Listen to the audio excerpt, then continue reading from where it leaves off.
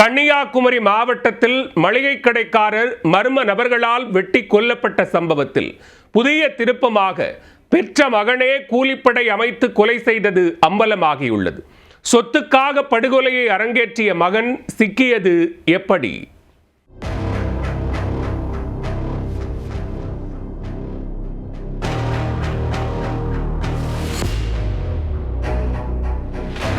கன்னியாகுமரி மாவட்டம் மண்டைக்காடு அடுத்த லட்சுமிபுரம் பகுதியைச் சேர்ந்தவர் 63 வயதான சுவாமிதாஸ்.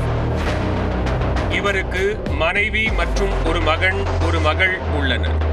குடும்ப தகராறு காரணமாக மனைவி மற்றும் பிள்ளைகளை பிரிந்து சகோதரி கிருஷ்ணபாய் வீட்டில் சாமிதாஸ் வசித்து வந்தார்.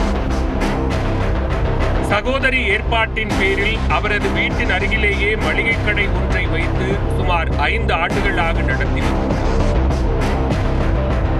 இந்நிலையில் கடந்த மாதம் 21ஆம் தேதி இரவு சுமார் 10 மணி அளவில் பைக்கில் வந்த 2 பேர் மளிகை கடைக்குள் புகுந்து சாமிதாஸை சரமாரியாக வெட்டி படுகொலை செய்துவிட்டு தப்பியோடினர்.